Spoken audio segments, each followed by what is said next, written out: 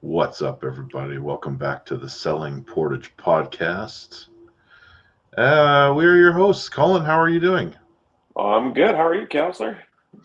Doing wonderful. Just passed the anniversary dates for council. Speaking of that, Yes, that's right. it's how many years for you? That's 2 years completed for me. And how many decades for you? Whew, going Coming in hot. coming in hot. 14 years, man. 14 years. That's awesome. Yeah, That's more years than we have episodes of this podcast. that's right. And this is a milestone Yes, it because is. it's only taken like an extra 3 months between episodes. But here we are, and we are on episode 10. It's a big one. I It might is a have big one. the thumbnail that I made 2 months ago from a nice sunny front of a building to a snow-covered front of a building because we're in the middle of what appears to be blizzard-like conditions outside. And of course, not to criticize the school division, but the second 3 snowflakes fall, they cancel the buses. Yeah. And today is no exception. Now, is They it just me? refer Go ahead. they refer to it on the radio as snow squalls in Portage la Prairie today. Yes, but correct me if I'm wrong, but when we were kids, there would have to be like an apocalyptic biblical snowfall in order for school to be canceled. And even then, parents probably made us go to school. Yeah. I mean, I remember growing up, we were bus students and you couldn't even see halfway down our driveway. And my parents would kick us out of the house and say, well, go wait at the end of the driveway because you'll never see the school bus pull up. Yeah, and they might not see you either. Yeah, So exactly. I remember we had one, maybe two a year of bus cancellation. I think last year there was 14. Yeah, there was a lot. Um, but whatever. It is what it is. That's God right. bless them. The kids get extra time to do what they want. My daughter would not be caught dead at school if she doesn't have to be. And she certainly doesn't want to go there and watch, the same movie they've seen 1,000 times. So she's staying home. She'll get caught up on some work after she's done her whatever you call this, sleeping in until noon. See, and my daughter said that they don't get to, last year they got to play games and watch movies on snow days. This year it's business as usual. Yeah, I don't think it's that way in the high school whatsoever. No. But because of this, we also had an event canceled. We were going to go to the high school for the youth counselor event where everyone shows up, has pizza, meets the counselors, can talk openly to all of us. That's something we do pretty much every year. Yep. Today was that day, and it's not happening. Rescheduled though for Monday. Yes, rescheduled. So it will happen. It'll just happen a little bit later. So if you are watching and you have high school kids, send them on down to meet your Portage City Council. And free lunch. And free lunch. So parents, don't pack your kids' lunch. Tell them they have to come get some pizza at lunch on Monday. That's right. One slice per person. Yeah, right. While supplies last. Yeah, budgets are tight this year. Yeah. Couple events coming up before we get into some real estate stuff. Something new. The Holiday Avenue project, which it's a group of ladies that just go above and beyond decorating Saskatchewan Avenue for every occasion that's coming up. And of course, Christmas is a big one, but this year they're taking on Vopney Park, which, if you don't know, it's the park between the Just Be Wellness Studio and Western Bearing. And the lighting is tomorrow. Yes, 6 p.m. 6 p.m. Thursday, December the 5th. Correct. Followed by 1 hour later, mosey on down to City Hall. Go ahead, Colin. Tell us what's happening at City Hall. Well, at City Hall, we are having the third annual Christmas tree lighting celebration. So the first year there was, if I remember correctly, about 20, 25 people there. Last year we saw close to 40, 45 people. So we're looking forward to seeing some more people down there this year. And it's nice because we've got some people from the church that are singing some Christmas carols while the tree gets lit. And it's just a fun community event. And I mean, start to finish, 15 minutes. So even on those cold days, it's not so bad. And that will be followed by the next day is the Santa Claus parade. So the Parade of Lights, I believe, is the Parade of Lights. Sorry, but we're dating ourselves because that takes, I mean, as Portagers for life, for all intents and purposes. That's what it used to be called, the Santa Claus yeah, parade. Yeah, that's right. And it's funny because I was talking to someone yesterday about the length of the parade. So it runs from 17th Street northwest to 9th Street northeast. And so for those of you who aren't overly familiar with Portage, that is nearly 30 blocks, 28 blocks. What would it be in kilometers? That's a good question. It's a few. It's a few. Yeah. But what I like about it, though, is it's also necessary because from 17th Street Northwest all the way to 9th Street Northeast, it is lined with people. So it's not like it's a really long parade that's full of gaps of people everywhere. It is lined, the entire south end of the avenue is lined with people, and there are pockets of people on the north side of the avenue also watching. So yeah. But they block off the traffic blocks off one lane or one side of the avenue. Yeah. And people can still travel on the other side. But it's it is well attended. No matter how cold it is well attended. Yeah. And the kids always come home with bags full of candy. So yeah, exactly. as long as they're at the start of the parade, not so much at the end of the parade. That's right. Yeah.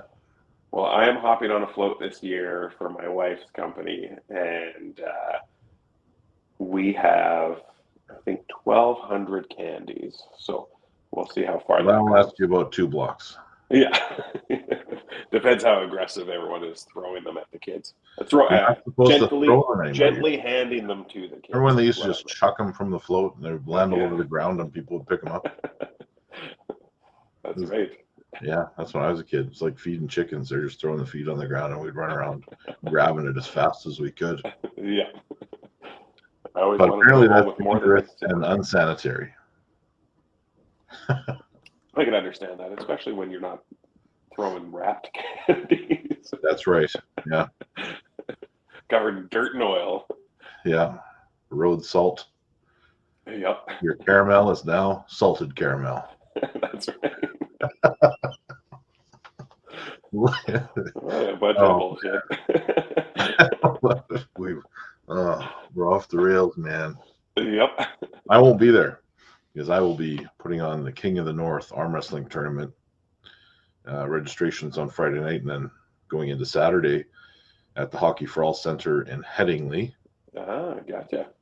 And it is an Arnold Schwarzenegger Classic qualifier. So if you're interested in arm wrestling, whether you just want to watch, compete, whatever, it is an open event. And we're going on Saturday. The event actually starts at 1. Registrations are beforehand.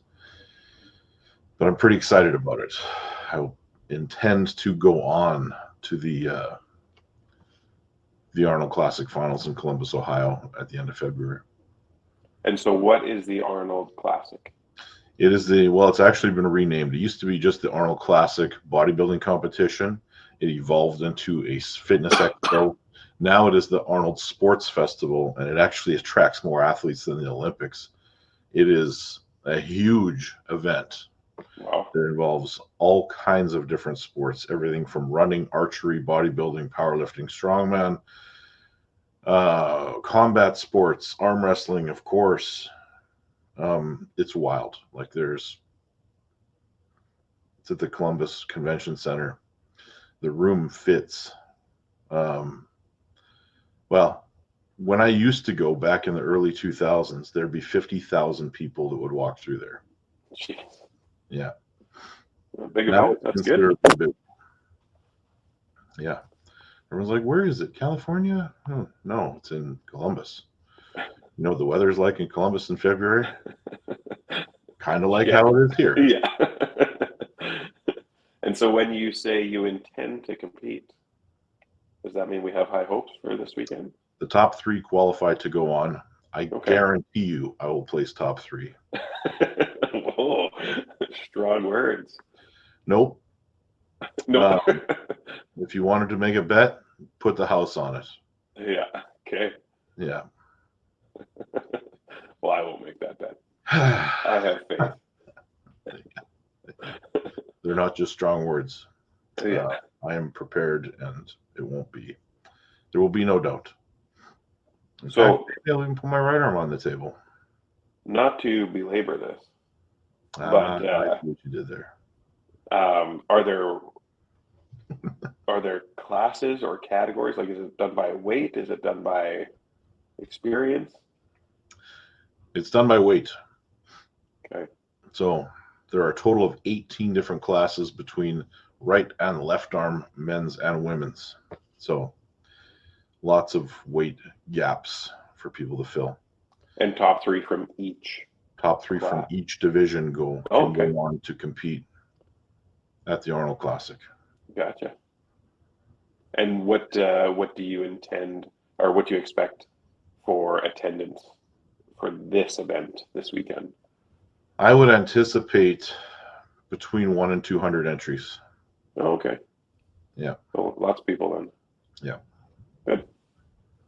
That's my hope.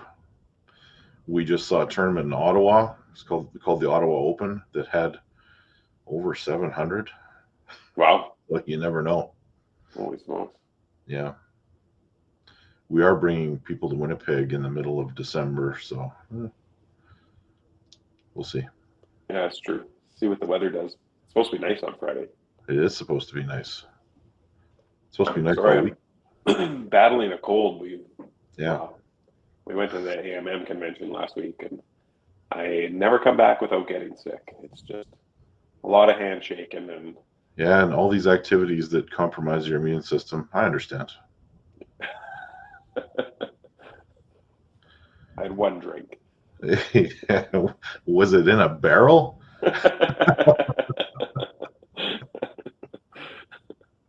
Fair enough. Anyway, let's get into some real estate stuff, because since the last time we were on this thing, it's been a wild few months. Like, all in the same day. I'll tell you this story. I went out and I showed a house, and I was waiting for the client, waiting for the buyer in the driveway, rural property. I opened my door to get out. I get out. Then I remember I forgot my phone in the vehicle, and I wanted to make sure I had it in case, they were lost or something. Open my door, grab my phone, go in, show them the house, come out, and there is a cat laying on the dash of my truck, inside my truck, like a kitten. And I was like, where the hell did that thing come from? And my clients are like, why is there a cat in your truck? And I guess when I got my phone, it had jumped in my truck in that split second and was just hanging out in there and then I get home, I tell my wife about that, and she tells me, and I think you said it too, that's how the universe decides what animals belong with what humans, or something like that. Something like that. So you're a cat guy. Well, I wasn't going to steal these people's cats, so I left it there. It was clearly their pet. Out in the cold. Well, we're talking 2 months ago now. Oh, 2 months ago. Okay, gotcha. That's fair. And then from there, we go to a farmyard where I got attacked by chickens. Yeah, so are you a cat guy or a chicken guy? I'm clearly not a chicken guy. This thing wanted to kill me. Okay. And it was chasing my buyers. They have a little girl, and they were the chicken was chasing the kid, and the kid was screaming. So I stepped in between them, and the chicken put its attention on me, and was flying at me into my legs and trying to attack me. Did you get any video? When it realized it had no effective weapons, it eventually left me alone. Oh, that's good. Yeah. Needless to say, my clients didn't purchase either of those properties, Hmm. and we ended up with something different. Okay. We found them something, so that's good. Hmm. And it's December, and it is Hmm. pretty cold and shitty out there. Yep. And the mentality seems to be when you get to this point in the month or in the season, in the winter, in the year, well, let's take my listing down. Let's try again in the spring. Right. What do you think when people say that to you as an agent? Well, as an agent, so I would say before I became a realtor, I would agree with that, um, because market is hotter in the spring, and everyone knows that. And um, but as a realtor now, and the more I know, winter is actually a good time to leave your property up, especially if it's been sitting on the market for a while, due to the lack of competition. Because, for example, right now we have about 36 houses for sale in the city of Portage that are active listings. And so if your house is on the market, it's been up for a while, it is seeing currently the least amount of competition that it's seen all year, I think it's safe to say. And so, for example, I was just looking at the numbers. If a buyer has 250, a budget of 250 to $300,000, the amount of houses listed at that price in that window right now is three. So the odds of them looking at your house is very, very high. The odds of them buying it, still very good. One in So three, 1 in 3. and that will go down. I mean, and winter is a long season, so Right. I understand the lack of appeal in the winter time. But you are absolutely correct. All the difficult or more challenging listings I've had have sold in the winter for those exact reasons. Right. In fact, when I do my market updates, I talk about teardowns and how I don't count them. One of those just sold. I'm not going to tell you which one, but Yeah, you kind of have to the, count them in the winter because of lack of inventory. well, I'm going to have to. But there's a couple out there. I mean, like when I say teardown, I mean like there's such a significant defect that the house should be removed and rebuilt on, or um, there's like a foundation issue that's going to cost more than half the value of the home to fix. Right. And there's some of those out there, and you'll find out when you go see them. But um, yeah, those ones are even going. So the tricky ones, and let's be honest, like I'm almost cleaned out. Like in the last 3 weeks, I've had to sell a house in order to sell a house in order to sell a house, Right. just setting up the dominoes. And then we finally got that first one to fall. Thank you, Peter and Hartley, for that one, by the way. And then the rest of them fall in place. Sorry, I am struggling here. Yeah. Yeah, you are. So, moral of the story is if you've had your house listed throughout the fall and it hasn't sold, keep it listed. Yeah. There, if your house is listed, it isn't selling right now, and you decide, and it's been up for 3 months, it has sat there, and there's something that is holding the majority of the buyers back. Taking it down now, only to relist it in the spring when you have 40 other people with the same idea, and that whatever that thing is is holding somebody back from buying it is still going to be there. Right. You're just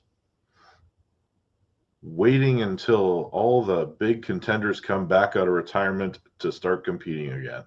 And So potentially just shooting yourself in the foot. yeah, stay active and do things that make sense. Like drastic measures, taking things off, thinking, oh, it's gonna make a big difference. Leave it listed. The alternative is what? Renting it? Oof, Right. Exactly. It's risky. it is risky. Um, hey, you want to talk about some rumors? Sure. I like rumors. Well, actually, it's not a rumor anymore. Bill Sticky Fingers is sold. They just made actually a Facebook post I today. saw that. They made it today, and everyone's asking me who bought it because I used to have that listing, and it is not me that sold it. But they did announce their names, and don't recognize them. They don't seem to be local, but they're here to came in. They've got the business. Bill and Roxanne are going to stay on, keep things rolling until they're very comfortable within the business, and then they will step aside and enjoy their retirement. Excellent. Good for them. I was talking to Bill on Friday, and he was looking forward to retirement coming up. So Yeah, I'm glad they get to experience that. yeah, yeah. And I'm representing a business, a building, the old Seasons building Hmm. on the corner of 19th Southwest that is getting more and more interest. And there will be a few announcements coming in the near future, but that's about all I can say about that. Okay. You Interesting. might see one of the units actually put up some of their signage and marketing because I believe they're scheduled to open in the not so distant future. Perfect. Yeah. And you That's would have good. seen work happening there. That building got one hell of a facelift from what it used to look like. And kudos to the owner of that building for investing some money into it because, especially with the brand new Saskatchewan Avenue being completed, I mean, it's a welcome sight. Well, it's a perfect package. I mean, it can be frustrating for the ownership because for so long that was like construction in front. So it's hard to lease a building out when you're dealing with that kind of obstacle. Now it's all finished. Everything looks great. The building looks great. The landscaping around it, the new sidewalk, it all looks wonderful. And it will be full before you know it. So, Perfect. if you're one of those businesses that might need to relocate for some apparent reason that, rumors are flying around Portage, give a call. Yeah. That's right. Well, and it's not really a rumor, but it's been much talked about the Portage Mall closing. Yes.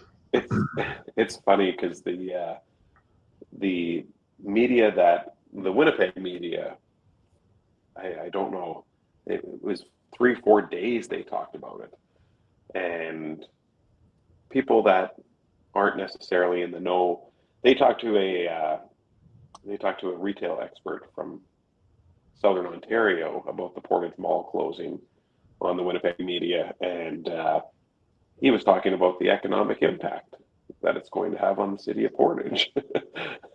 Which, That's a weird thing to. Now, okay, before I go any further, was it a positive or negative economic impact? it was a negative economic impact. Okay. How many businesses were left there? There was a handful, right? There was a handful, yep. I don't imagine any of those businesses are going to close their doors. Correct. They will simply relocate. And if there is a plan for that mall, I can only assume it's not to leave it vacant. Right. I would think so too. Yes. So let's look at this as a positive. I could walk into that mall anytime in the last year, fire a rifle right down the middle of it, and no one would ever be in danger. Right. Well, and that's why I found it funny, someone from Southern Ontario talking about the economic impact of the Portage Mall closing. And it's just like he's never been to Portage in the last 20 years. I do remember the mall in its glory days though. So do I. I mean, we were talking about that the other day. Like, we were talking about when Rona was not just Walmart, but Woolco. Woolco. With the red grill in the middle of it. A Yeah. giant restaurant that took up so much of the center of the whole store. And it was like the old conveyor system. You got the orange tray and you slid it along and grabbed what you wanted as you went. Yep. Placed your order, got your deep fried pierogies and your bowl of Jello that had been sitting there for 3 days. There is still the odd, if you go behind the scenes at Rona today, there is still the odd memory of Woolco still in there. The odd sticker on the wall in the loading dock. Yeah. Yeah, that place. Man, I think that was in the early 70s that opened. Yeah, well, and I think it flipped over to Walmart because I do remember Woolco. And it must have been late 80s, early 90s. That it became Walmart? Yeah. Yeah, and it was an anchor store, so it had the front entrance, much like Rona has now. It Yeah. had that entrance that went into the mall. Yep. It was Woolco and Safeway were the anchor stores, and then all the businesses in the middle, and they did crazy business in there. Yeah. Well, I remember on a Friday night, that's when we went. Every Friday night, we would go to the mall. We would work at home and earn our allowance because it wasn't assumed that you were getting an allowance back then. We earned our allowance, went to the mall. It was always packed with people on a Friday night. I'd go straight to the arcade, Long John Silver's, and play some arcades. But there was not an empty store in there, and you could never get a table at the food court to enjoy your fuzzy orange and Robin's Donuts. Oh, Robin's Donuts came later. There was something else there first. But fuzzy orange stayed there forever. Yeah. What was before Robin's? Oh, I don't remember. It was something else, though. Radio Shack played Top Gun on a loop. Like you walk in there and you watch Top Gun at any time of the day that they were open. Yeah. That's awesome. Yeah. So many memories of that mall. I'm looking forward to seeing what they do with it. I agree with you. Yeah, I think this is a positive thing, and we'll just have to wait and see what happens with it. Yeah. San Francisco. Remember that store? Oh, yeah. That was the store I was not allowed to go in. The bane of every school teacher's existence. Yeah. Because they sold those stink bombs. Stink bombs, whoopee cushions, farts. And there was all those stink bombs were a glass ampule bottle. And you'd smash it, and it was just the worst possible thing. And I remember people would bring them to school and smash them on the registers. Right. And it was so bad that they had to clear people out of there for a little while. Not that I ever did that personally. Yeah, right. Yeah. Those were the good old days. It is the Christmas season, though, and we did have a silent auction when I was in grade 9. All the memories I could. Of course, I went and build up my present, right? You know, the thing where you steal the gifts and you do the exchange, and yep. You stole it. You're stuck with it until someone stole it from you. Well, I built my gift into something special, like it was something else. Actually, no, it would have been grade 7 probably. And it was when you open it, it was a box. And this was the typical gag gift you'd get from San Francisco. It said, "Greetings from Rudolph." You open it up and it was a little stocking full of reindeer turds. And I won't say the guy's name because he's still from Portage. He was so mad. And then he never had anyone steal it from him. He just had to keep it. Little old Ryan sitting in the corner laughing to himself. Giggling away. Oh, man. Well, buddy, what else we got? What else we got? Nothing I can think of. Well, then that's it. We're going to try to come back next week. Yeah. We will do our best. And maybe we'll have matching shirts on again. Or maybe we'll do something Christmas themed. Probably won't be matching, but maybe Christmas themed. Shout out to my buddy Derek Wickham for making the shirts. Yeah, thanks, Derek. All right. Thanks for watching, everybody. Hey, if you want to hear about something, tell us what's up. Maybe we'll tell some Club West stories next week. Oh my God. I'm too young for that. Now you're dating yourself. Oh, we're talking about Woolco and you tell me Club West is dating myself? Well, I was allowed in Woolco. I wasn't allowed in Club West. Yeah. Somebody was posting memories last week about they remember me kicking them out because they tried to use their sister's fake ID. I got tagged in a Facebook status. That's awesome. Yeah. All right, everybody. We'll see you next week.